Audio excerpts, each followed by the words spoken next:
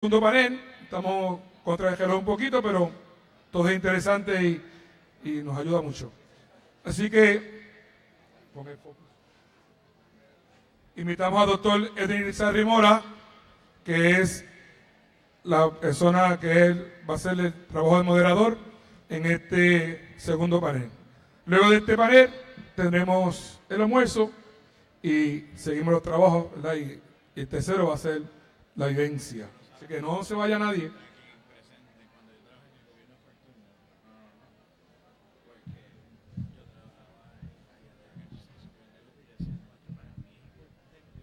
Buenos días a todos y a todas. Sé que hay mucho entusiasmo, ¿verdad?, en el público por la forma en que hemos desarrollado los paneles, el panel que tuvimos ya y el panel que vamos a tener a continuación. Y sé que los temas han sido de gran interés para todos y todas ustedes. Vamos de inmediato, ¿verdad?, porque tenemos el tiempo un poco en contra y queremos darle oportunidad a cada uno de los deponentes para que haga su presentación. Este panel lo hemos titulado Perfil de la pobreza en Puerto Rico, lo que revelan las estadísticas recientes y la investigación socioeconómica. Y tenemos tres excelentes deponentes. El padre Eric García va a estar sustituyendo a la licenciada Nixa Cox, que por cuestiones de salud no ha podido estar con nosotros. Hizo un esfuerzo casi sobrehumano, pero le fue imposible llegar. Y vamos a comenzar entonces con la presentación del doctor Hernán Avera Rodríguez, quien es el decano del Colegio de Estudios Graduados en Ciencias de la Conducta de la Pontificia Universidad Católica de Puerto Rico. El doctor Vera Rodríguez nos va a presentar una ponencia que ha titulado Las políticas públicas y la pobreza en Puerto Rico. El doctor Hernán Vera Rodríguez es catedrático de Administración Pública y decano del Colegio de Estudios Graduados en Ciencias de la Conducta y Asuntos de la Comunidad de la Pontificia Universidad Católica de Puerto Rico, recinto de Ponce. Posee un doctorado en Administración Pública de Nova Southeastern University en Florida, una maestría en Artes con especialidad en Administración Pública de la Universidad de Puerto Rico, recinto de Río Piedras, y un bachillerato en Ciencias Políticas summa cum laude de la Pontificia Universidad Católica de Puerto Rico. Tiene una carrera docente de más de 30 años en las disciplinas de Administración Pública, Ciencias Políticas y Gerencia. Ha sido también profesor adjunto de la Escuela Graduada de Administración Pública de la Universidad de Puerto Rico. Igualmente es miembro de la Junta de Directores de la Fundación Puertorriqueña de las Humanidades y del Gabinete de Expertos en Calidad de Vida y Envejecimiento de la Universidad de Granada en España. Sus trabajos han sido publicados en varias revistas profesionales en Puerto Rico, Colombia, Costa Rica, España y Estados Unidos. Asimismo, ha realizado estudios sobre los adultos mayores, los sistemas de salud, los jóvenes y la administración pública. En el año 2013 llevó a cabo una investigación para la presidencia de la Pontificia Universidad Católica y la Conferencia de Obispos Católicos de Puerto Rico, cuya divulgación en forma de libro ocupó las primeras planas de algunos periódicos del país. Ha dictado conferencias en importantes foros locales e internacionales, entre los que se destacan los congresos anuales del Centro Latinoamericano de Administración para el Desarrollo, los del American Society for Public Administration, así como en el foro de la Función Pública de Centroamérica, Panamá y República Dominicana. Fue seleccionado por la Pontificia Universidad Católica de Puerto Rico como uno de los investigadores destacados de esa institución en los años 2014 y 2015. Para nosotros es un privilegio contar en la mañana de hoy como uno de nuestros deponentes, con el doctor Hernán Vera, a quien pido que lo recibamos con un fuerte aplauso.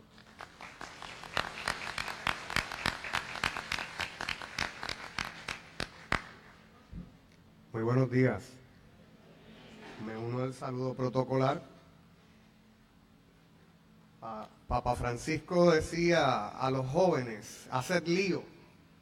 Vamos a hacer un poco de lío, explicando la situación de la pobreza y las políticas públicas, y notarán puntos de convergencia con la presentación de la doctora Norma Rodríguez y con los de algunos otros ponentes. Comienzo definiendo lo que es política pública, una definición muy genérica de lo que es política pública, pero muy interesante para lo que planteamos hoy. Un politólogo norteamericano, Thomas Dye, define política pública como lo que el gobierno decide hacer o no hacer. Dejo eso ahí en el tintero y lo discutiremos más adelante, quizás en la parte de las conclusiones.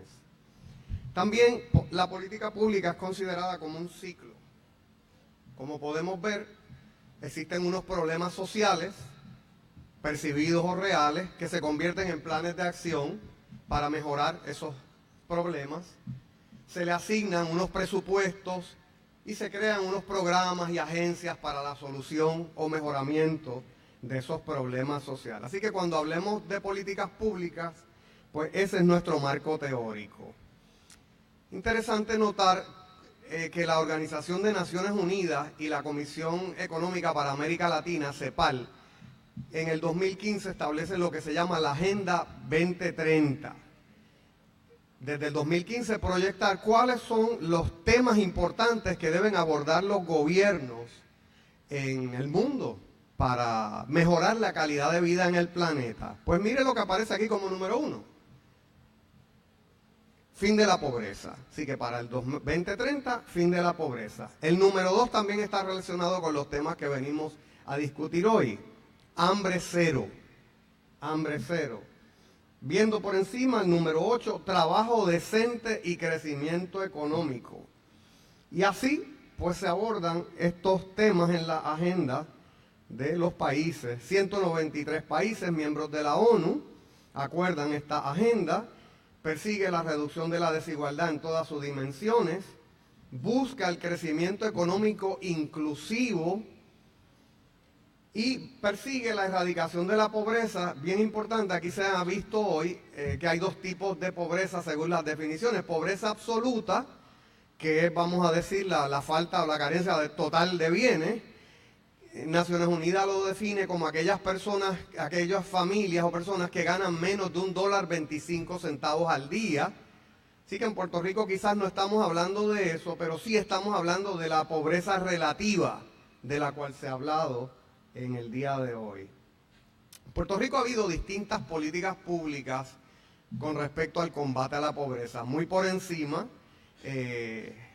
la Puerto Rico Emergency Relief Administration, la PRERA, la Puerto Rico Reconstruction Administration, la PRA.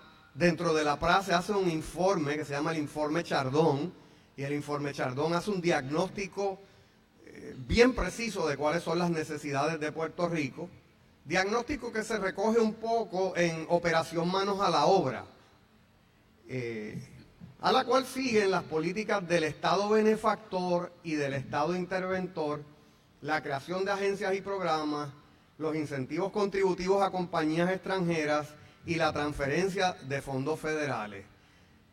¿Qué quiero decir con esto? Que el combate contra la pobreza era parte de la agenda del gobierno de Puerto Rico hace par de generaciones atrás. Entre esas áreas de combate a la pobreza se encuentran, por ejemplo, las políticas sociales, las políticas de vivienda, las políticas laborales, las políticas educativas, las políticas económicas y fiscales, dentro de las cuales podemos destacar las políticas impositivas. Voy a dar algunos ejemplos de ellas. Cuando hablamos de cómo el gobierno mejora la vida de los ciudadanos a través, por ejemplo, de la política de vivienda, se habla de programas como construcción de viviendas de interés social. Yo no sé si alguno ha oído hablar de eso en las pasadas décadas. Construcción de viviendas. Piensa en su pueblo, cuáles fueron las últimas viviendas de interés social que se construyeron y cuándo fue.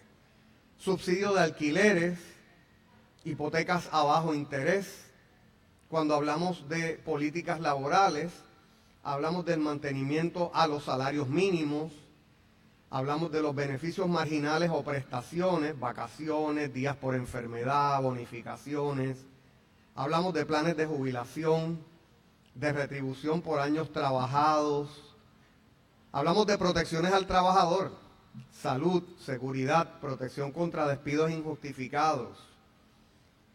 Cuando hablamos de la política impositiva o la política tributaria, ahí vemos que el gobierno persigue tres objetivos principales, El primero, la equidad vertical, que las personas paguen impuestos según sus salarios, ¿verdad? Es decir, que mientras más salarios ganen, más paguen. Que los desiguales paguen de forma desigual. Lo contrario es la equidad horizontal, que las personas que están en un mismo nivel de ingresos paguen de forma similar. Y se persigue también la redistribución de las riquezas a través del Estado y los programas y las diversas políticas públicas. Aquí hago como un paréntesis, ¿verdad? En el 2013, el gobierno de Puerto Rico hizo una cumbre contra la pobreza. Entonces, una vez haciendo trabajos académicos se mete en lío. Y el gobierno en esa cumbre contra la pobreza llevó unos expertos. Lo que sale al otro día en el periódico es que en Puerto Rico se iba a eliminar la pobreza en los próximos 20 años. Así que pueden buscar los periódicos de la época para verlo. ¿Qué pasa? Que nosotros teníamos un libro que todavía estaba en imprenta. Y si bien eso no fue parte del libro, pensábamos que esa podía ser una pregunta que en una conferencia de prensa nos hicieran. Así que buscamos los datos, corrimos los datos y encontramos, y yo me hice el firme propósito de no contestarlo si no me lo preguntaban, pero la primera pregunta que me hicieron fue esa.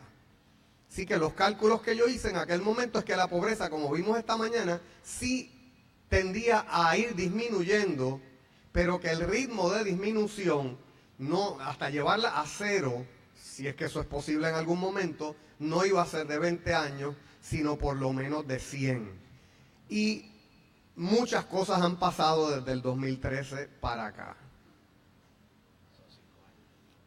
La situación se ha agravado, particularmente por la implantación de políticas de corte neoliberal en diversas áreas de intervención gubernamental, y un poco ese es como el corazón de lo que vamos a hablar hoy. El paso de los huracanes Irma y María, como todos sabemos, la emigración de miles de puertorriqueños. Y entonces, hablando del tema de las políticas neoliberales, vamos a hablar un poquito de qué es el neoliberalismo.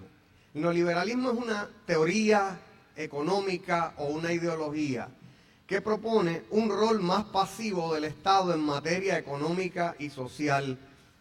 Promueve un achicamiento del Estado. Presume que el Estado se ha metido en áreas que no debió haberse metido a resolver problemas. Que el Estado causa problemas cuando interviene en algunas áreas. El neoliberalismo promueve la activación de la economía por el lado de la oferta, lo que le llamaban en los tiempos de Reagan el supply side economics, y considera que la pobreza se resolverá mediante un efecto de goteo o de derrame. Es decir, que cuando a los empresarios les va bien, los empresarios crean industrias, se expanden, crean empleos y la pobreza se resolverá sola. Porque si a los empresarios le va bien, a la sociedad le va bien.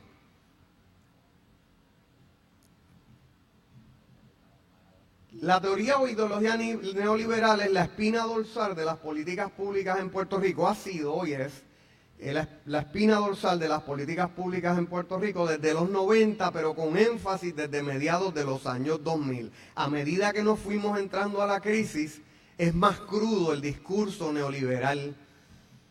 Así pues, las soluciones a las crisis incluidas en el informe Kruger, en los planes fiscales y en la ley promesa están matizadas por esta ideología neoliberal.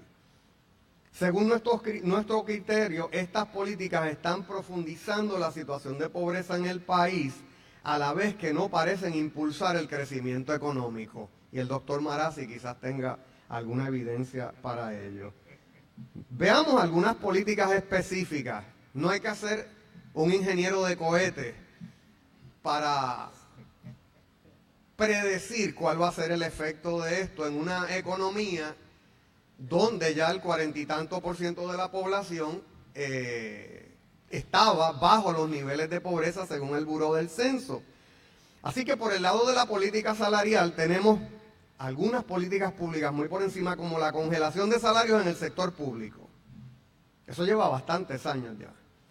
La reducción de bonificaciones.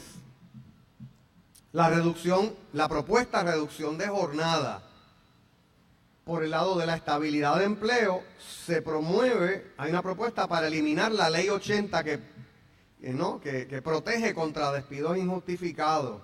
Siempre se deja abierta en toda la legislación la posibilidad de despidos y cesantías. Un poco hemos cortado hasta aquí, pero no quiere decir que nos vamos a quedar aquí. La reducción de agencias gubernamentales. Entonces se habla de la ley del empleador único y de las posibilidades. Y sí, eso es algo que en mi disciplina, en la administración pública, se venía proponiendo hace mucho tiempo. Y sí es una posibilidad para evitar dejar cesante a mucha gente. El asunto a veces es que las destrezas, habilidades y conocimientos que se requieren en una agencia no son las mismas de las personas que dejé cesantes en otras. Y eso dificulta entonces en ocasiones esa solución teórica que le hemos dado al problema de las cesantías y la reducción de agencias. Retiros y jubilaciones. Lo primero que se hizo fue extender el tiempo requerido para jubilarse. Se cambió, y esto es muy, muy serio, bueno, había un problema ya de descapitalización de los sistemas de retiro de Puerto Rico, pero hablando desde el punto de vista de los individuos, las personas se les cambió su sistema de retiro de uno de beneficios definidos. ¿Y qué es un seguro de beneficios definidos? Que yo trabajé 20 años y yo me iba con el 65 o 75% de lo que era mi salario, ¿cierto? ¿Ahora con qué nos vamos? Ahora nos vamos con lo que yo aporté, que fue el 10% de mi salario, sin aportación patronal, y rezando y cruzando los dedos que los rendimientos de esas aportaciones en el mercado de valores hayan sido positivos, número uno, y número dos, que me den para vivir el resto de la vida. Con mis estudiantes del curso de política fiscal hicimos una simulación de una persona que aporta cierta cantidad de dinero y básicamente el dinero que le da un plan de beneficio definido, si no tiene seguro social, es para vivir 11 años. Beneficios marginales, pues también ahí hay unas políticas laborales como la eliminación de los días de fiesta, la reducción de acumulación de días por enfermedad, la reducción de vacaciones y la propuesta eliminación, por ejemplo, del bono de Navidad. En otras políticas, por el lado fiscal, la reducción de gastos públicos, y pongo un signo de interrogación porque se reduce a veces en unas áreas y se aumenta en otras, y habría que ver cuál es el beneficio neto de esos cambios. El aumento de precios a los servicios al ciudadano. Yo creo que han sido paulatinos y no nos hemos dado cuenta, pero el costo de vida de los ciudadanos ha subido mucho y los salarios no se le da mantenimiento hace muchísimos años. Así que tenemos ese lado por ahí. Aumentos en el IBU, aplicación del IBU en áreas nuevas. Así que antes no pagamos IBU por compras por internet, pues ahí viene. Así que se ha aumentado la cantidad de bienes, la cantidad de servicios y la cantidad de áreas.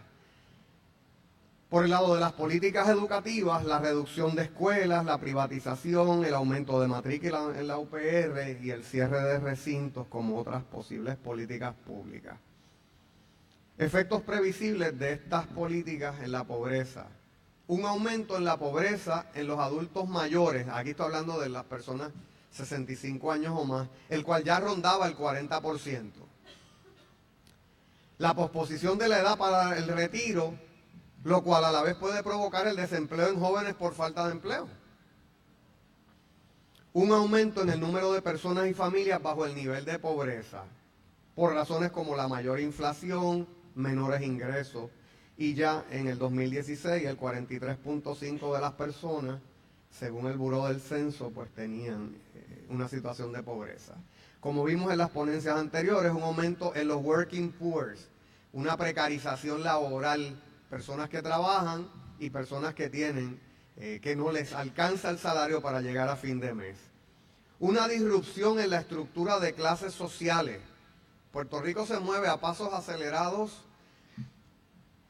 hacia una sociedad dual, que es una de las mayores reivindicaciones que teníamos como sociedad, el haber creado una clase media, el haber creado unos sectores medios. Así que nos movemos a una sociedad de, como dicen algunos libros, del 1%, una sociedad donde tienes una gran proporción de pobres y donde tienes un pequeño tope con una gran acumulación de la riqueza. Un aumento en la emigración y problemas sociales de todo tipo. Uno puede augurar un aumento en el social unrest, en la violencia, en este tipo de situaciones. Respecto a las reformas neoliberales, ¿verdad? Porque ¿por qué se dan estas reformas? Se dan para promover el crecimiento económico, se dan para pagar la deuda.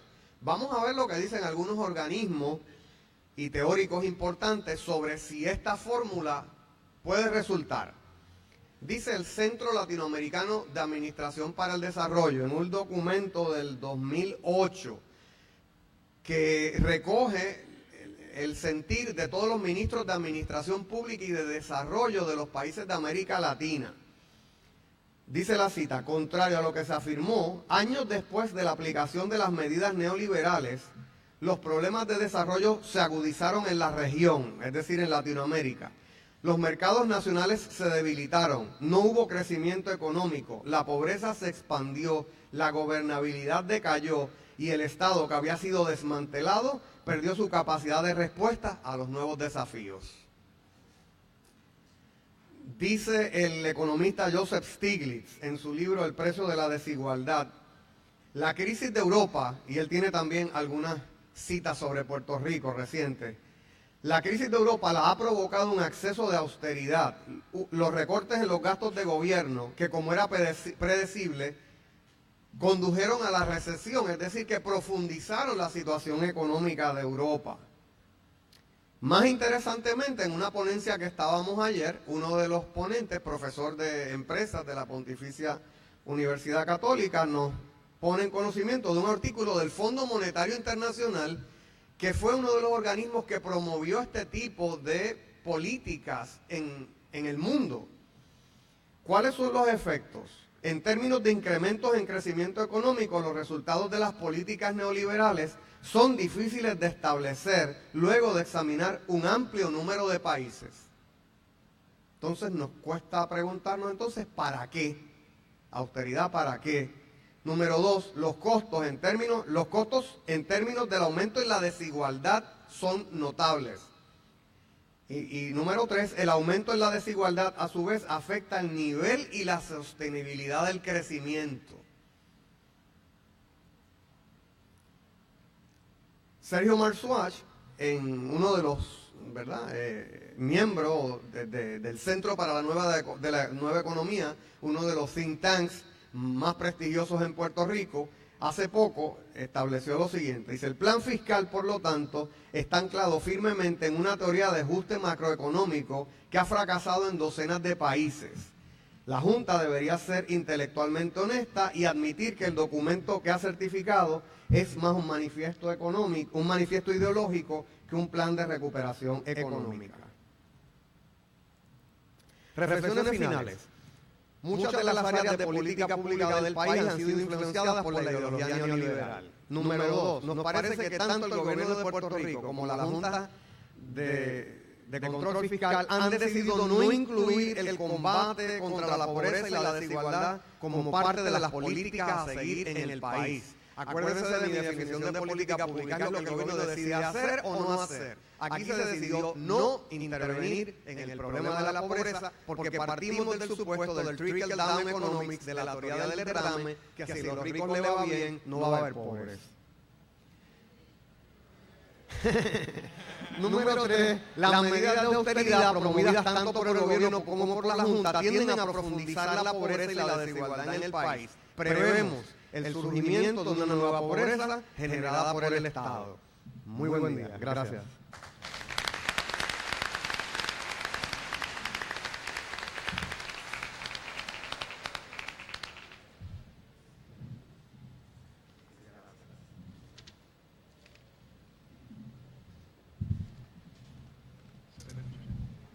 vamos de inmediato, y me estoy aguantando para no hacer comentarios, ¿verdad?, adicionales sobre los comentarios los dejamos para el final, con todo lo interesante que, ¿verdad?, de todo lo que se ha estado planteando aquí en la mañana de hoy.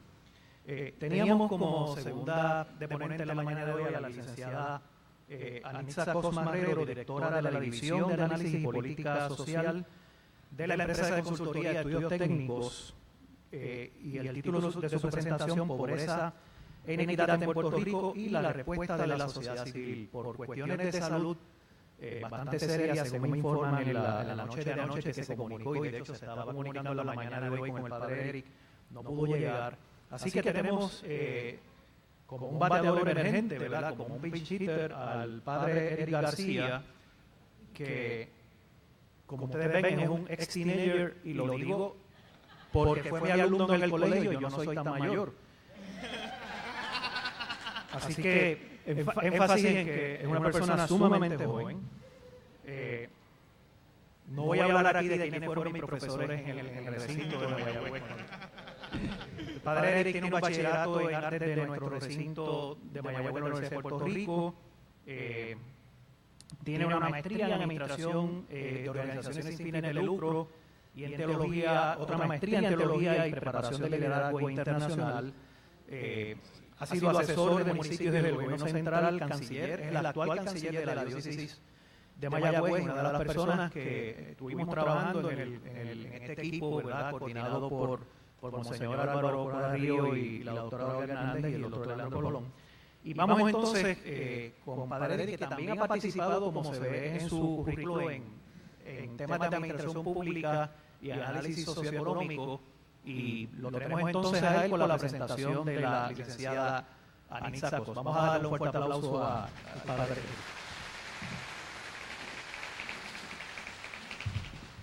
Muy buenos días a todos. Para mí es un honor estar representando a mi profesora y me siento pequeño ante la presencia de este distinguido panel. La pobreza y la equidad en Puerto Rico, la licenciada Anitza Cos la está trabajando en 2 puntos. Primero, en la situación social en Puerto Rico, en particular acerca de la pobreza y la equidad, y que conversemos un poco de la respuesta de la sociedad civil, de las organizaciones no gubernamentales ante la pobreza y a la inequidad en Puerto Rico. Lo vamos a ver, este va a ser el contenido de la presentación, un marco conceptual al principio, que es la pobreza y la inequidad. Algunos puntos se van a repetir en algunas de las presentaciones, así que voy a pasarlo bastante rápido. Puerto Rico, tras el paso de María, con unos datos muy recientes de la firma Estudios Técnicos y la respuesta de la sociedad civil ante la pobreza y la equidad y ante el paso del huracán. Es interesante que cuando hablamos de la pobreza y la equidad, hablamos el concepto tradicional que hemos discutido en la mañana. Hablamos sobre el hambre, sobre la capacidad de las personas de tener trabajo, acceso, pero en este punto va más allá. Cuando hablamos de la pobreza, hablamos del desarrollo humano, hablamos del acceso a una vida sostenible, hablamos del acceso a sus derechos. Y es así que podemos prefigurar la pobreza en diferentes áreas. En el hambre, en la malnutrición, en la vida desigual, en el acceso a facilidades y a recursos, en la discriminación y en la exclusión. También la incapacidad de satisfacer estas necesidades básicas de la canasta, que lo hablamos en las primeras presentaciones. Y en el amor a la calidad de vida. Luego vamos a ver en esta presentación pues, datos que se han extraído del Censo Poblacional y de Vivienda y una frase muy importante de acercamientos recientes. Tenemos 2 puntos, uno de ellos que es de un economista de la India, que Amartya Sen, que es un premio Nobel de la economía, y dice: la pobreza no es solo la falta de dinero, es no tener la capacidad para desarrollar completo nuestro potencial como seres humanos. Y tengo otra cita de un sacerdote francés que se llama el padre Joseph Wereszynski, que dice: la miseria ya no existirá mañana si no nos ponemos de acuerdo para ayudar a estos jóvenes a dar cuenta de la realidad de su pueblo, a transformar su violencia en combate inteligente, a amar con amor, con esperanza y con saber, para llevar a cabo la lucha contra la ignorancia, el hambre, la limosna y la exclusión. Tenemos estos 5 puntos que de un estudio de la teoría de la pobreza y antipobreza llevado por Ted Bradamwash en el 2006. Y él divide en 5 áreas principales: deficiencias individuales, que son programas de asistencialismo, lo que le llamamos los safety net, que son las redes de apoyo. Y estamos fallando ahí, en ese punto. ¿Cómo están nuestras redes de apoyo? ¿Quién a ti como individuo te apoya y con qué tú cuentas? También en el sistema de las creencias de fomentar una subcultura de la pobreza, la construcción de un sentido de comunidad, estrategias alternativas de socialización, la distorsión económicas, políticas y sociales y la discriminación. Hay organizaciones de abogacía comunitaria para el acceso al poder de política pública y económica y la creación de organizaciones y fundaciones alternativas. También está la disparidad geográfica. Y eso lo vamos a ver en un mapita que vamos a poner. Nosotros estamos hoy en Mayagüez. Y los que son de la zona metropolitana saben que llegar acá les costó un tiempo, pero sin tapón.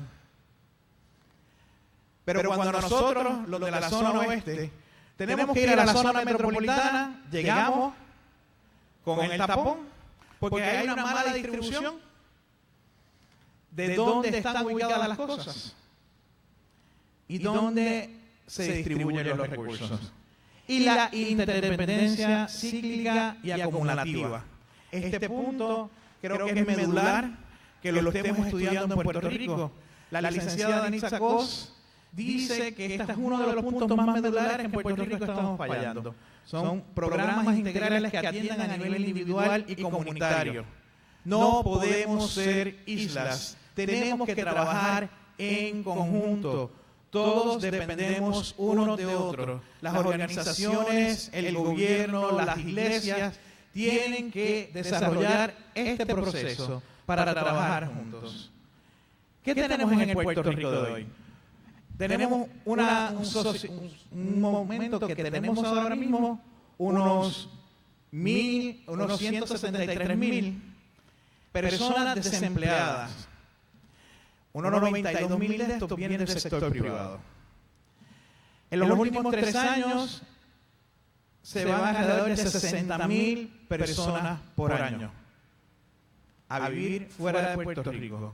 La mayoría hacia los Estados Unidos. La tasa de participación laboral en Puerto Rico está en un 40%. Así que menos gente buscando trabajo, buscando hacer accesible la fuerza laboral. El porciento de jóvenes que tienen 25 años o más que han completado su escuela superior es de un 26.1, que no la han completado. Así que de cada 100, 26 que tienen 25 años más no la han completado. Y el índice de Gini, que mientras más se acerca a uno, estamos más pobres. En Puerto Rico, según los datos de estudios técnicos, es un punto 55. A nivel de los Estados Unidos es el más alto si nos comparamos con el norte. Y si nos comparamos con Latinoamérica, estamos igual. La pobreza no ataca a todos por igual. Y lo hemos visto desde esta mañana. el 45% de las personas que viven bajo el nivel de pobreza. 41% de estos son familias viviendo bajo el nivel de pobreza. De estos, 47% son mujeres viviendo bajo el nivel de pobreza. Así que, y un 57% son menores de 18 años. Un 70% son mujeres jefas de familia. Y un 56% son los abuelos responsables de sus nietos y viven en esas casas bajo el nivel de pobreza. Vamos a ver esta dimensión geográfica con estos colores y vemos que en este índice de pobreza e inequidad están colocados en estos 4 grupos y mientras más oscuro es el color, es más la pobreza. Así que este índice fue desarrollado por los datos internos que tiene la firma de estudios técnicos, pero es muy importante porque vamos, en vez de ver bolsillos de pobreza, que eso es lo que nos viene en la mente, no, en Puerto Rico lo que hay son unos bolsillos de pobreza, unos cuantos barrios por ahí. No, aquí tenemos una desigualdad, porque aquí hay unos bolsillos de gente que tiene acceso a unos recursos más que otros. Y mirándolo con el mapa que vamos a ver luego del huracán María, estos datos están similares, retomado de las firmas de estudios técnicos. Ellos hicieron este estudio en 2 ocasiones y la última vez que verificaron estos números fue ahora en marzo. Asciende los daños del huracán a 67 billones, 67.572 billones. Todos esos números no están en millones, es en billones. Y una de las áreas más para destacar son los daños económicos que son difíciles de cuantificar y todavía lo seguimos sufriendo en la pérdida de vivienda y en infraestructura. Y el costo de la reconstrucción, que va a ser un costo alto. Si vimos el mapa anterior, aquí tenemos índice de vulnerabilidad.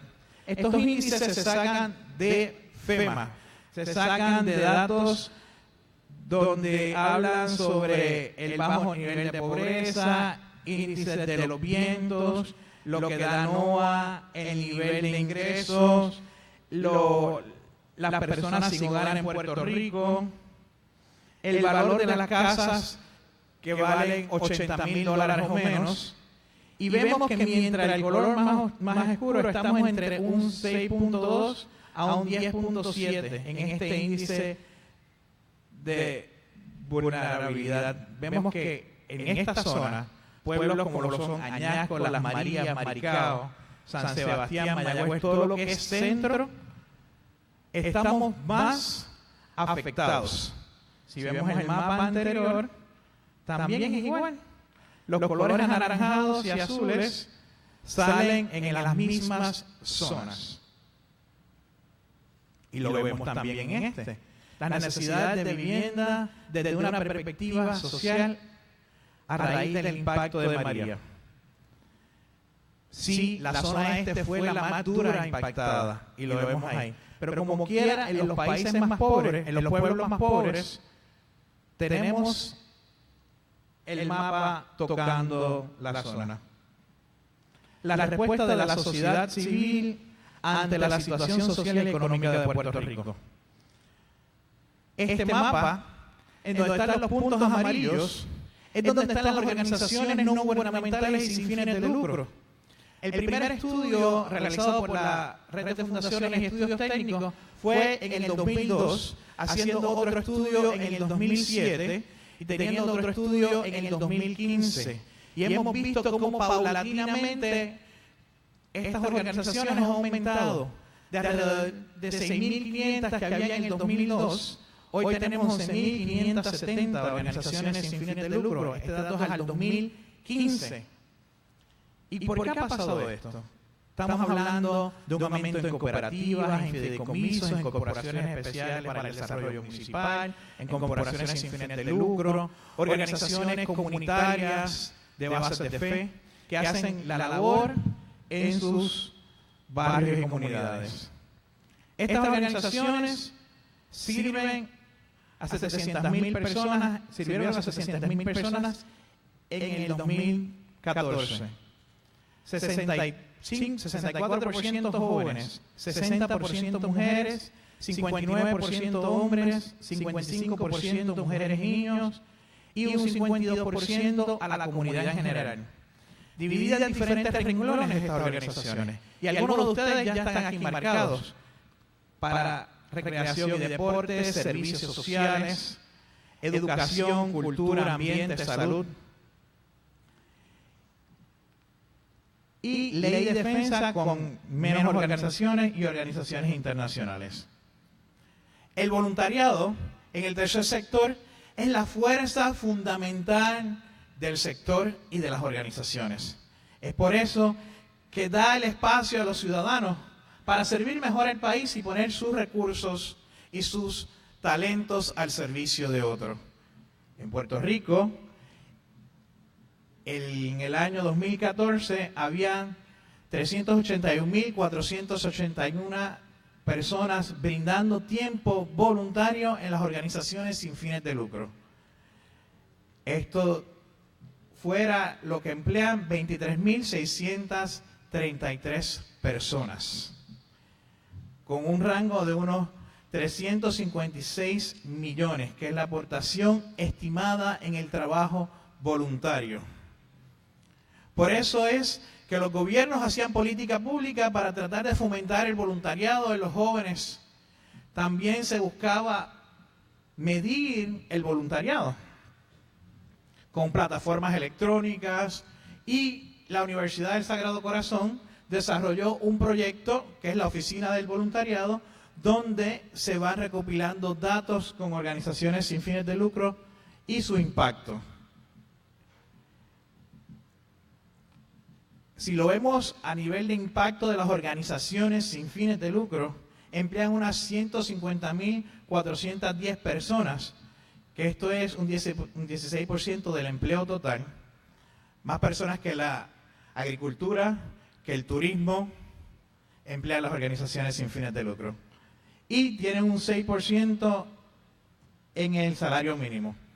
Esta tabla es desarrollada por estudios técnicos y vemos cómo el tema de la política pública ha influenciado en el desarrollo del tercer sector y de las organizaciones sin fines de lucro. En el año 1990 solamente habían alrededor de unas 248 organizaciones sin fines de lucro de base comunitaria, que vienen de la base, que son de gente de carne y hueso como tú y como yo, que hacen su labor día a día en sus comunidades. Hoy día hay unas 793. ¿Y por qué esto ha crecido? Vamos a ver cómo la política pública del gobierno se trabajó. En el año que empieza a crecer es en el año 99, 2000, en el 2000 al 2004. Hubo una política pública en esos momentos de comunidades especiales, de capacitar a las comunidades a desarrollarse, a hacer el trabajo por ellos mismos. Y ahí fue que empezó a crecer este despunte de las organizaciones de base comunitaria. También habían políticas en el Departamento de Recreación y Deportes para que, si vas a usar la cancha de la comunidad para ayudarte la bola y el bate, tienes que ser una organización sin fines de lucro, que también no es justo, porque tiene que tener la población un acceso libre. Ahí vemos cómo ha ido creciendo en los últimos años y el desarrollo de este trabajo comunitario. La respuesta del sector sin fines de lucro luego del huracán María. Ante el panorama, ya las organizaciones antes de llegar a María estaban lastimadas a nivel económico y fiscal. No tenían los recursos necesarios, pero como ya estaban trabajando, con pocos recursos, cuando llega el huracán, ellos pueden asumir las responsabilidades y hacer el trabajo porque ya trabajaban con lo que tenían, con lo poco que tenían. Muchas de sus estructuras fallaron. Las entidades sin fines de lucro y los movimientos comunitarios, las iglesias, fueron las primeras que dieron sus respuestas y que estaban listas. Movilizaron voluntarios, se reenfocaron en sus servicios y recursos, buscaron cómo hacer alianzas, trabajos innovadores y buscar fondos de recuperación y otros nuevos donantes y la resiliencia. Más o menos se estima, según estudios técnicos, que 1.1 millón de personas fueron atendidas por las organizaciones sin fines de lucro luego del paso del huracán María. Esto se estima que unas 200.000 personas acudieron de voluntarios sin recibir nada, un estipendio, luego del huracán María. Y el primer bloque que quiero resaltar, tomaron acciones organizadas al responder al desastre. Estas organizaciones sin fines de lucro dieron distribución de artículos de higiene y primera necesidad, distribución de agua, distribución de compras de alimentos, ropa, distribución de comida caliente y otros puntos. Esos son los más en que se enfocaron.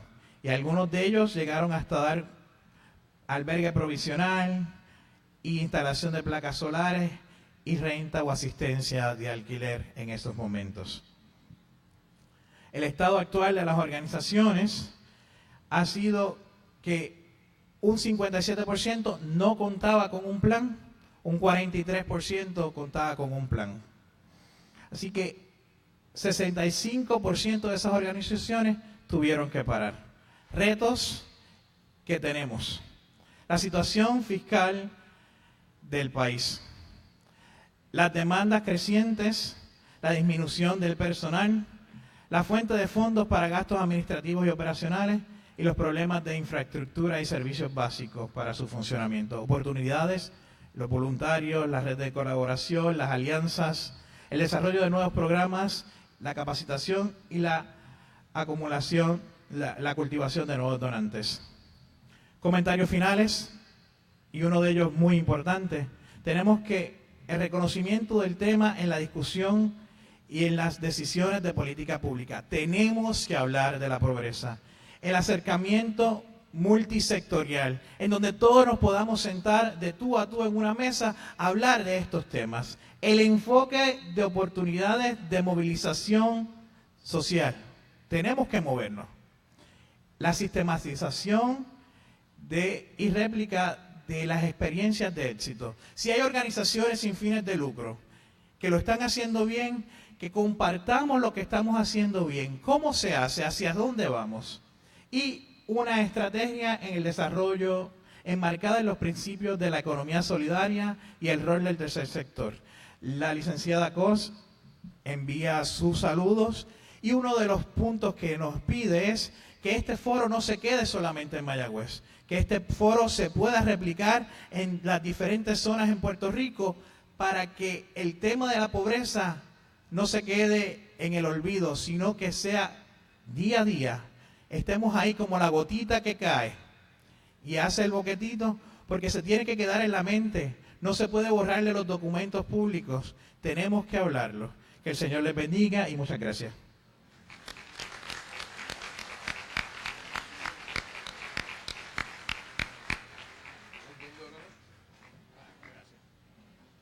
Muchas gracias tanto al doctor Hernán Vera como al padre Eric García por sus dos excelentes presentaciones. Vamos a la última presentación de la mañana.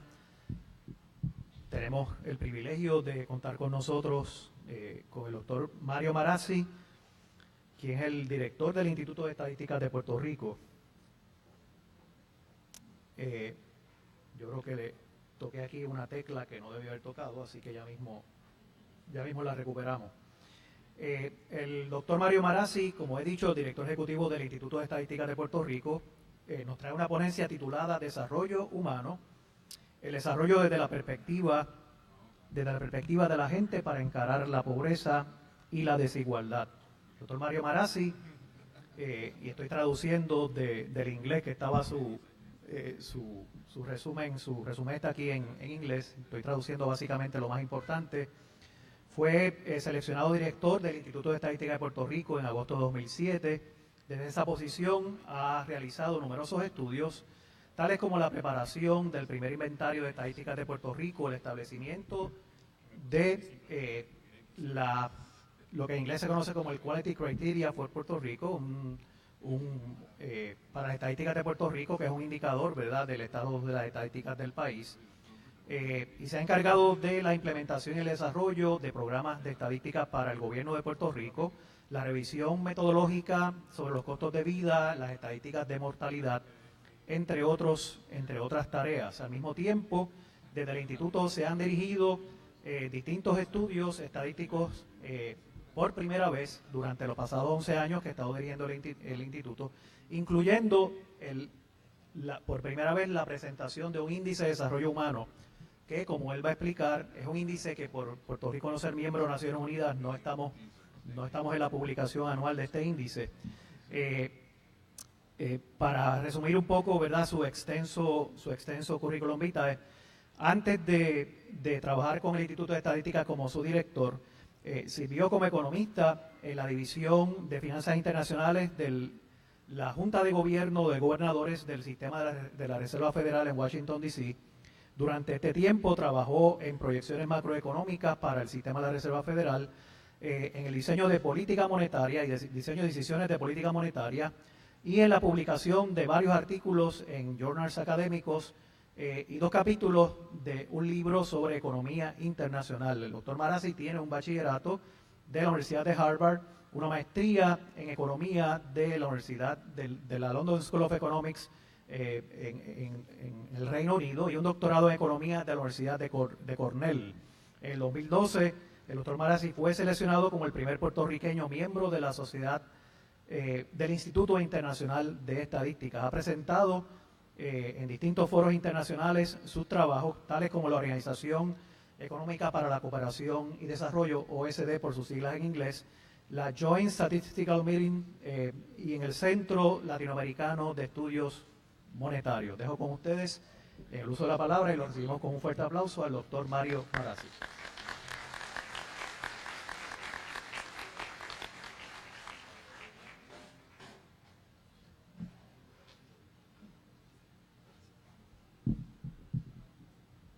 Buenos días. Casi buenas tardes. ¿Cómo están ustedes? A mí me toca el panel justo antes del almuerzo. Estamos un poquito ya llegando casi a las 12, o sea que trataré de ser breve. Yo creo que es bueno porque la verdad es que mi presentación debe ser breve. Yo voy a estar hablando de un proyecto que llevamos trabajando una serie de organizaciones en Puerto Rico, incluyendo varias universidades, Universidad de Puerto Rico, la Universidad Interamericana, el Sistema Ana G. Méndez, distintas agencias de gobierno y también el Instituto de Estadísticas de Puerto Rico, sobre el concepto del desarrollo humano, que es un concepto que en Puerto Rico pues hace mucho tiempo pues no se ha estado discutiendo, mientras hace mucho tiempo se está discutiendo en el resto del mundo. Brevemente sobre este informe, tengo que decir que esta es una presentación preliminar. Estoy aquí para ofrecerles un sabor de lo que va a ser la presentación formal del informe, que lo vamos a estar haciendo, esperamos, el lunes 14 de mayo en el Colegio de Abogados a las 5 de la tarde, están todos invitados. Esto es una especie de pre-presentación. Le estoy dando aquí un adelanto a todos ustedes, más o menos de lo que vamos a estar planteando. Déjenme hablarles brevemente sobre los informes de desarrollo humano. Desde 1990, hace ya 28 años, la ONU, la Organización de las Naciones Unidas, publica el Informe Mundial del Desarrollo Humano. Y en ese informe se produce el Índice de Desarrollo Humano, que es una metodología acordada mundialmente para medir el desarrollo humano.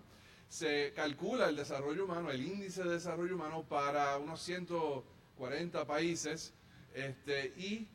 pues por las razones que todos conocemos, pues se excluye a Puerto Rico de ese análisis. Y pues ha sido una ambición de varias generaciones de Puerto Rico, de puertorriqueños, aclarar y calcular el índice de desarrollo humano de Puerto Rico. Y es una agenda que nosotros pues en el Instituto de Estadística pues asumimos el liderato para empezar a resolverlo en el 2014. Aparte del informe mundial, cada país puede, y muchos lo hacen, producen su propio informe nacional de desarrollo humano. Y lo que nosotros empezamos a hacer a partir de 2014 con ese grupo multisectorial de universidades y de distintas entidades fue empezar a hacer el primer informe nacional de desarrollo humano de Puerto Rico. Ha sido un proceso sumamente tedioso y lento porque ha sido un proceso muy rico, donde hemos tenido muchas personas trabajando juntos, pero también, y muy parecido a la falta de recursos del país, lo hemos estado haciendo sin recursos. ¿Verdad? Lo hemos estado haciendo por la buena voluntad de todos los investigadores que creemos apasionadamente en este tema. Lo hemos estado haciendo con algunos apoyos institucionales, algunas horitas aquí, algunas horitas allá. El Instituto de Estadística pues puso sus analistas a la disposición del proyecto y pues finalmente ya estamos en posición de lanzar ese primer informe sobre desarrollo humano. Mi presentación está un poquito organizada según las distintas secciones del informe. Yo, en vez de entrar en todos los extraordinarios números que ustedes han visto aquí, yo voy a estar dándoles más o menos los mensajes principales del informe, porque la verdad es que con la extraordinaria presentación del doctor Hernández y con la presentación de Anitza llevada a cabo por el padre, pues la verdad es que ya ustedes han visto suficientes números, en mi opinión, por el día de hoy. Es raro, ¿verdad? Típicamente yo hago muchas presentaciones con muchos números, pero en esta ocasión el libro es tan y tan extenso, en 20 minutos realmente no se podría cubrir técnicamente con la profundidad necesaria y pues simplemente voy a estar hablando sobre cuáles son, en mi opinión, los mensajes principales que van saliendo de ese análisis. Y una de las primeras cosas que tenemos que decir es que parte del problema del desarrollo en Puerto Rico es que hemos tenido un paradigma distinto operando aquí por mucho tiempo.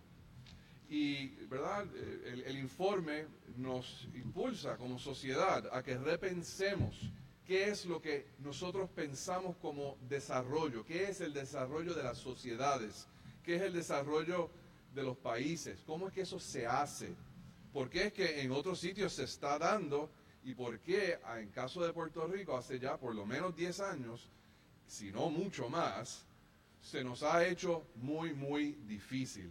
Y pensamos que hay que hacer un cambio de paradigma. Tenemos que enfocar el proceso de desarrollo en las personas mismas. Y de ahí viene el mismo concepto del desarrollo humano. Vamos a hablar de eso. Estoy aquí resumiendo cientos y cientos de años de desarrollo intelectual sobre el concepto de desarrollo, pero hay una línea común a través de todos esos cientos de años sobre un concepto que nosotros vemos como el concepto tradicional del desarrollo, ¿verdad? Que se enfoca en la riqueza de las naciones. Aquellos países que tienen mucha riqueza, pues eso se desarrollan. Adam Smith, ¿verdad? Y hay que medirlo a través del crecimiento económico. ¿Y qué es el crecimiento económico? Pues a través de la teoría de la modernización que vino, ¿verdad?, más o menos alrededor de la Segunda Guerra Mundial, se trae el concepto del Producto Interno Bruto, se crea por primera vez y se dice que el crecimiento económico se debe medir con el Producto Interno Bruto. Aquellos países que tienen un Producto Interno Bruto que crezca mucho, pues van a desarrollarse. En los 90 surge el consenso de Washington, una serie de políticas públicas que el doctor Hernández, de hecho, cabe muy bien con lo que él estaba diciendo, él las describe como neoliberales. Yo voy a evitar los labels aquí para hacer hasta más sencillo todavía, pero el consenso de Washington también impulsó una serie de iniciativas neoliberales de reducción del Estado, de varios de los componentes que él mencionó. Y también en Puerto Rico no nos podemos olvidar, porque casi virtualmente nosotros nos los inventamos aquí, la industrialización por invitación. La idea de que los países pobres no se pueden desarrollar industrialmente por su cuenta. Tienen que invitar a otros a que vengan y que nos industrialicen, ¿verdad? Y entonces, con el caveat del siglo XX, ¿verdad? De que van a venir y van a ser invitados y aquí van a poder pagar menos contribuciones que nosotros mismos. Ese es, ¿verdad?, el modelo imperante de desarrollo en Puerto Rico, y la realidad es que ya está gastado y tenemos que repensarlo, tenemos que cambiarlo por completo.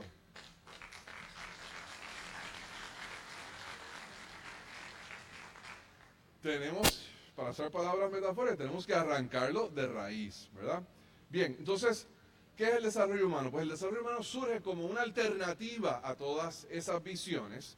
Es un enfoque mucho más holístico, no solo mira los aspectos económicos, es un enfoque centrado en el ser humano, es humanista, está enfocado también en el capital humano. O sea que fíjense que no es que vamos a ignorar los conceptos de la inversión. O sea, la inversión es necesaria para toda buena sociedad, pero vamos a invertir en ese capital que es humano, no en el otro tipo de capital en el cual siempre estamos invirtiendo, ¿verdad? Hay que decir que en Puerto Rico y en muchos países se invierte al capital humano a través de las universidades. Pero la pregunta es, ¿estamos siendo suficientemente efectivos para desarrollar el capital humano para competir en el siglo XXI?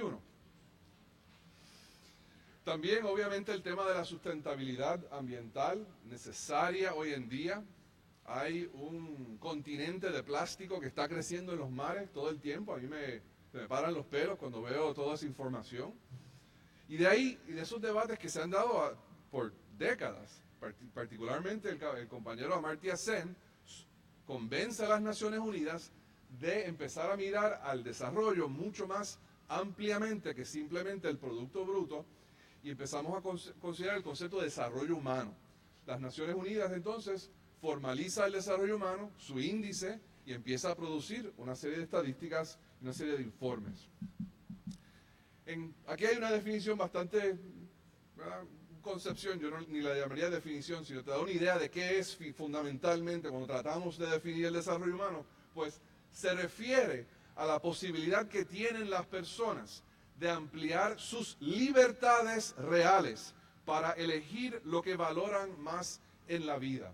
Todos los que somos economistas sabemos que si las opciones son más amplias, pues las personas naturalmente van a estar mejor porque pueden escoger distintas cosas. Antes solo podía escoger estas cosas, ahora puedo escoger estas cosas, y aunque termine escogiendo esto, al final del día, el que haya tenido estas otras opciones me hace sentir y percibir mayor bienestar. Y lo otro es que, ¿verdad?, la palabra libertad es muy fuerte, pero es que tener opciones es tener libertades, ¿verdad? ¿Verdad? Y no es nada más lo del mercado, o sea, estamos claros que cada ser humano valora distintos aspectos y va a dedicar distintas ideas y distintos recursos a distintos aspectos de su vida. Tenemos que hablar de acceso a las oportunidades reales en un sistema educativo, de salud, desde todo el transcurso de su vida. Ya me dicen que se acabó la mitad de mi tiempo, o sea que voy a acelerar un poco. Yo también tengo hambre. En el informe hacemos un diagnóstico del desarrollo humano.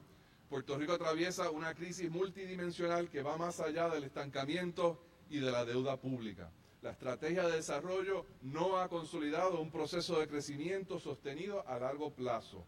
Muchas empresas cerraron al terminar su periodo de beneficios contributivos, desaprovechando así la fuerza de trabajo que dejaron desempleada en Puerto Rico. Vimos las estadísticas dramáticas de ANITSA, de la pérdida de desempleo que ha habido en los últimos 10 años. Todos los datos lo señalan, está ahí si los queremos ver. Además, el desarrollo humano presenta una serie de paradojas en Puerto Rico, y deja ver si me queda más o menos bien articularlas, no sé si lo voy a poder hacer, pero vamos a ver. Primero, hay que tener un trasfondo demográfico para recordarnos dónde estamos. Estamos en un país donde hay más muertes que nacimientos.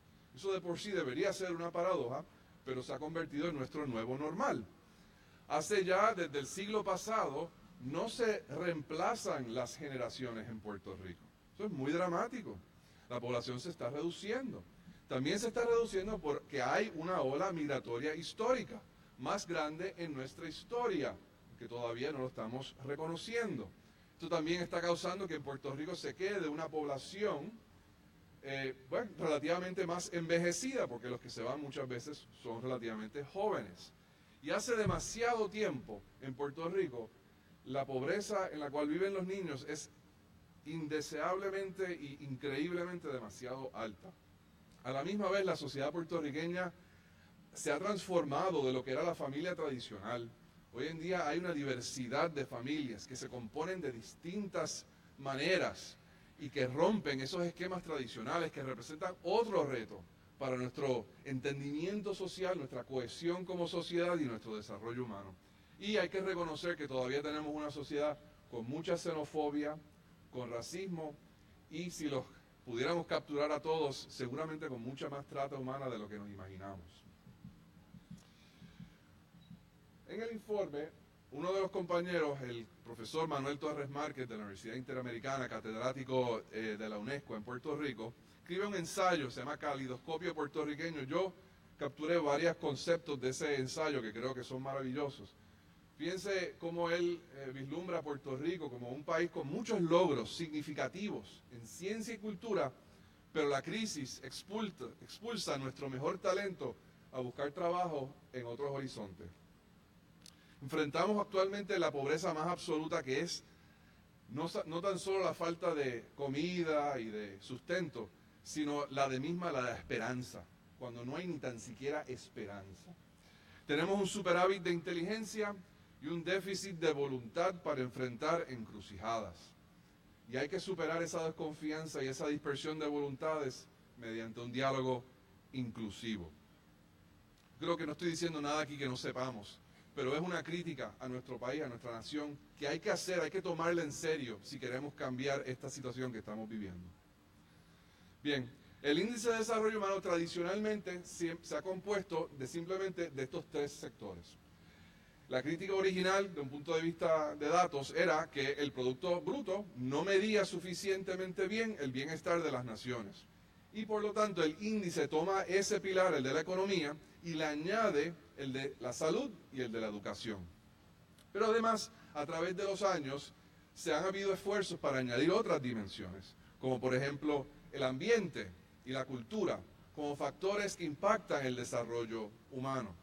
Y a través de toda esta discusión, especialmente en el informe que nosotros hacemos, está el tema de la desigualdad, que es un tema transversal. Preguntas que nos podemos hacer: ¿el sistema de salud promueve la igualdad de oportunidades o la desigualdad? ¿El sistema educativo promueve la igualdad o la desigualdad en las oportunidades educativas? La economía es una economía que tiene mucha igualdad o desigualdad económica. Y así sucesivamente, cada uno de los temas se ve de alguna manera u otra afectada por ese gran concepto de la desigualdad. Pues déjame hablar de la salud. Una de las cosas más impactantes que encontramos en el informe es que en términos de la expectativa de vida de los hombres versus las mujeres en Puerto Rico, hay una diferencia de 8 años. Eso es así, ustedes mujeres van a vivir 8 años más que los hombres.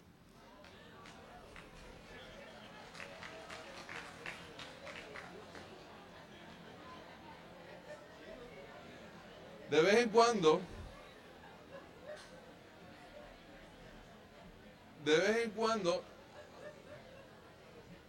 se dice por ahí que los hombres somos una especie en extinción. Y por eso es que se dice, ¿verdad? Porque los datos en verdad lo sustentan. Y la diferencia es de 8 años. O sea, no estamos hablando de 1, 2, 3 años, estamos hablando de 10% de la vida. Esa es una de las discrepancias más grandes en el mundo. No es la más grande, pero es una de las más grandes. Y de esos 8 años, unos 3 se pueden atribuir nada más a la exposición a las muertes mayor que tienen los hombres a las muertes violentas. Usted mira los asesinatos, los homicidios, los suicidios, predominantemente son hombres muriendo, y hemos calculado qué cantidad de años, ¿verdad?, afectan esas muertes violentas en términos de la expectativa de la vida de los hombres, y son alarmantemente 3 años. Pero no se queden muy tranquilas, mujeres, porque esos últimos 10 años de vida, ¿verdad?, no son divertidos. enfermedades crónicas, cáncer, diabetes, corazón, píldoras, obesidad, sedentarismo, ¿verdad? ¿Y qué tal el sistema educativo? Pues nosotros vemos un sistema educativo muy bien financiado, comparación con la mayoría de los países alrededor de nosotros, mucho más recursos en el sistema educativo. Pero la calidad de los logros no va a la par con la inversión que se hace. Es un problema que hemos tenido hace décadas. También vemos la feminización de la educación. Ya a partir de la escuela secundaria hay más nenas que nenes en los salones de clase. Y ya llegamos a las universidades y se pone hasta más. Si no me equivoco, creo que en la educación postsecundaria las mujeres son 60%. ¿Ok? Y ese último bullet que yo tuve que añadir, porque a mí me encanta, para decir lo siguiente. Hoy en día la ciencia ha comprobado que el estrés tóxico afecta el desarrollo de las capacidades cognitivas. Si queremos desarrollar a nuestros humanos, a nuestros niños, la política pública tiene que empezar a tomar en serio el estrés y cómo eso afecta todo el desarrollo de ese niño. Oye, me encantó, yo también estoy con lo de nutrición, que estaba hablando la doctora Bernardi. No tengo buenos datos para decirlo, pero me gustaría hacer el estudio y sabes que estamos trabajando algo por ahí también. El informe además incluye un capítulo de la cultura. La cultura la vemos como una sinergia imprescindible con nuestro desarrollo humano. Cada vez más a nivel mundial se valora la cultura como una fuerza transformadora y Puerto Rico tiene una enorme riqueza cultural que puede ser un importante motor de desarrollo económico humano, pero se requiere una serie de acciones para ampliar su alcance y promover su interacción con otros sectores. Bien, déjenme ahora entrar al capítulo posiblemente más difícil, y es el de economía, donde hablamos, ¿verdad?, sobre la pobreza y sobre la desigualdad. Los vemos como los mayores escollos que tenemos al desarrollo humano. Primero, y para completar un poquito el análisis de Anitza, ¿verdad?, el Gini coefficient, el índice de Gini, mide cuán igual están distribuidos los ingresos en una sociedad. Y cuando es más alto, significa que hay más desigualdad en términos de los ingresos.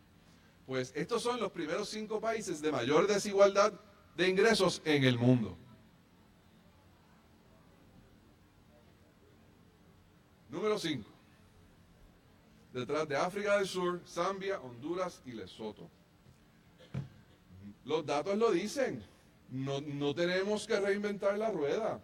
Este no es un índice Gini calculado por el gobierno de Puerto Rico ni por el Instituto de Estadística. Eso fue calculado por el gobierno federal. Entonces, obviamente ellos no calcularon lo de los demás países, pero cuando lo ponemos en comparación con la información de los demás países, fíjense, Puerto Rico tiene de la desigualdad económica más grande en el mundo. Es un problema serio que necesita atenderse con políticas específicas. No es simplemente algo interesante que si tenemos tiempo luego lo hablamos. No, tenemos que traerlo a la mesa como uno de los puntos principales. Analizamos en qué municipios había más desigualdad. Calculamos el coeficiente Gini para cada municipio y luego vemos, ¿verdad?, qué municipios tienen más desigualdad y cuáles son sus características. Pues vimos que aquellos municipios que tienen mayor población, pues tienden a ser un poco más desigual. Aquellos municipios con menos personas viejas tienen más desigualdad. Pues resulta que una población vieja, pues los ingresos son más uniformes en esa población vieja. Por lo tanto, si ellos representan una porción más grande de tu población, pues van a hacer que la población total sea más desigual en sus ingresos. Una menor tasa de participación laboral femenina. Eso es lo que los datos dicen, ¿verdad? Mayor proporción de empleos en el sector de servicios. Muy importante. Piensen en el turismo que está en ese sector de servicios, ¿verdad? Vamos a ver. Bien, unos puntos adicionales y vamos cerrando, que ya me queda ni un minuto. Primero, yo trabajo, a mí me encanta trabajar, a mí me gustaría que más personas estuvieran envueltas en el mercado laboral en Puerto Rico, pero hay que decirlo, que hoy en día el trabajar en Puerto Rico no te garantiza no ser pobre. Usted puede trabajar y vivir bajo la línea de pobreza. En específico, en Puerto Rico, 1 de cada 5 personas empleadas, o sea, 20%, son pobres. Entonces, eso es dramáticamente un reflejo de cómo el mercado laboral no está ayudando a las personas a salir de esa pobreza a la cual estamos todos tratando de salir. Ese 20% es 3 veces más alto que los Estados Unidos. There is something wrong and we have to fix it. Lo otro es que la pobreza tiende a perpetuarse. 8 de los 15 municipios más pobres se han mantenido como los municipios de mayor pobreza por 30 años. O sea que esto no es un problema puntual de ahora, no es el problema de la crisis, no es la deuda, no es la Junta. Esto lleva ahí hace mucho tiempo y o lo atendemos de raíz o no vamos, en mi apreciación muy humilde, poder avanzar mucho. Las transferencias han sido muy importantes, amortiguan la desigualdad. Si no tuviéramos las becas, el PAN y todas las demás ayudas que da el gobierno, la desigualdad sería peor. Pero también es cierto que esas transferencias no se han traducido en formas efectivas de creación de empleo, autosuficiencia económica, que ayudan a las personas de salir de la pobreza. Todo lo contrario, las personas se quedan ahí. Durante esta crisis económica, quienes más han sufrido es el sector más pobre. Los ingresos reales de este sector se han reducido 30%, mientras que las demás clases se han reducido menos. Y eso es importante decirlo porque es contrario a lo que se está diciendo, ¿verdad? Muchas personas en la clase media, y me siento representado, nos sentimos que estamos cargando la mayor carga de esta crisis. Pero la verdad es que el sector pobre ha perdido más ingresos que incluso la clase media. Bien, voy a hablar brevemente sobre los índices, ¿verdad? Unas observaciones de los índices como tal. Nosotros, luego de analizar el índice de desarrollo humano, es un poco irónico porque somos economistas, pero añadimos el concepto de salud y educación para tener una visión más holística. Y luego de que miramos a Puerto Rico nos damos cuenta que en términos de salud y educación hay problemas. Pero en comparación con otros países del mundo, Puerto Rico sale muy bien en términos de la esperanza de vida, en términos de la cantidad de años que las personas estudian. Pero en donde no salimos bien, back to square one, es en la economía, en los ingresos que tenemos. El desarrollo humano encontramos es más bajo fuera de la área metropolitana, totalmente de acuerdo. De hecho, anoche hice el cálculo y Mayagüez, en el oeste, el desarrollo humano es 6% más bajo que en el área metropolitana. O sea que definitivamente es palpable y notable la diferencia, ¿verdad? Y se puede ver geográficamente en Puerto Rico cómo la desigualdad se distribuye. La diáspora, afortunadamente, podemos ver unos estudios que se han hecho antes que ya habían calculado el desarrollo humano para la diáspora de Puerto Rico en los Estados Unidos. Y la realidad es que el desarrollo humano de la diáspora en los Estados Unidos, en comparación con las personas en el área metropolitana, es parecida, unos niveles muy parecidos.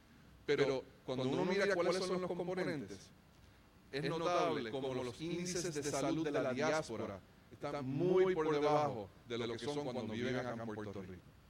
Son asuntos que, ¿verdad?, queremos echar luz para empezar a tener una conversación de por qué eso está pasando. Finalmente, el índice de desarrollo humano también se presentan varias metodologías, incluyendo una para tomar en cuenta la desigualdad.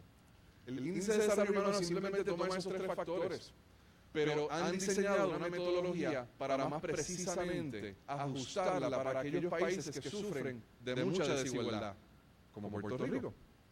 Y pues por lo tanto teníamos que calcularlo ahora mismo en este primer informe. El resultado es dramático. Puerto Rico hay 34 países que sobrepasan a Puerto Rico en el desarrollo humano cuando tomamos en consideración esos factores de desigualdad. Es el país que más, o sea, no hay otro país que le pase esto, que tenga 34 países que lo sobrepasen cuando se toma en consideración la desigualdad. Bien, algunas conclusiones y recomendaciones para ir cerrando, basadas en el desarrollo de las personas, por las personas y para las personas. La alta tasa de desigualdad debe ser reconocida como factor clave del estancamiento del país y se deben diseñar de inmediato políticas correctivas. La desigualdad ha crecido por la progresiva pauperización de los sectores pobres. Contrario al imaginario colectivo que piensa que la clase media es la más afectada, los datos demuestran que durante la última década los ingresos reales del sector más pobre son los que más han caído. la desigualdad sería mucho mayor si se eliminaran las transferencias de alimentos, becas y otros subsidios. Pero las transferencias sostienen un orden social jerarquizado donde la pobreza y la desigualdad se han convertido en funcionales a la dependencia y sí también a la relación colonial. El desarrollo del capital local en Puerto Rico es muy bajo, pocas empresas locales exportan y la política pública de estímulo empresarial privilegia a los incentivos a grandes empresas extranjeras sin un buen sistema de monitoreo del impacto y de los resultados. Y de algún otro día, si alguien me saca, yo le puedo explicar cómo el Instituto ha tratado de establecer ese buen sistema de monitoreo y todos los enormes obstáculos que el gobierno ha puesto. Recomendaciones para ir cerrando. Hay, bien sencillo, impulsar un esfuerzo concertado y masivo de creación de puestos de trabajo dignos con salarios que permitan superar la pobreza. Hay que colocar la reducción de la desigualdad como objetivo central de la estrategia de recuperación. Y con eso voy cerrando, agradeciéndolos e invitándolos que si tienen tiempo para ir hasta la área metropolitana, horas de distancia, al otro lado de la isla, el próximo lunes a las 5 de la tarde, en el Colegio de Abogados en Santurce, estaremos dando la presentación formal del libro con todos los detalles y agradecemos mucho a todos ustedes. Gracias.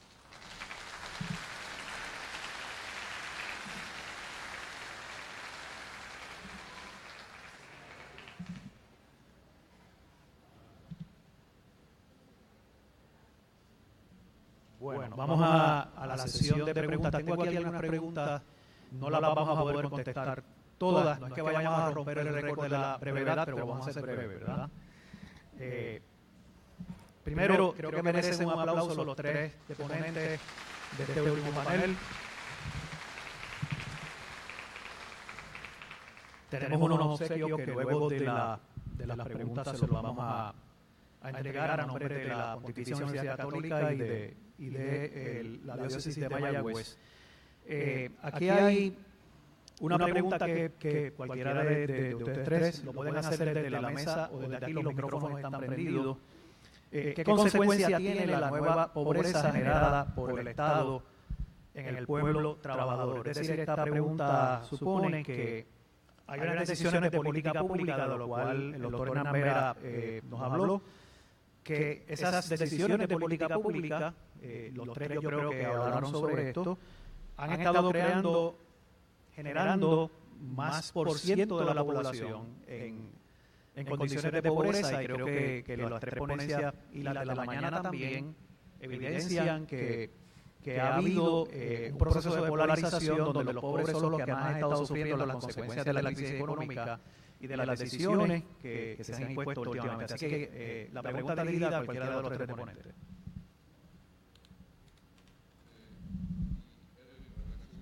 Sí, si no está ese, vamos a ver. Si no, puede venir a Mario.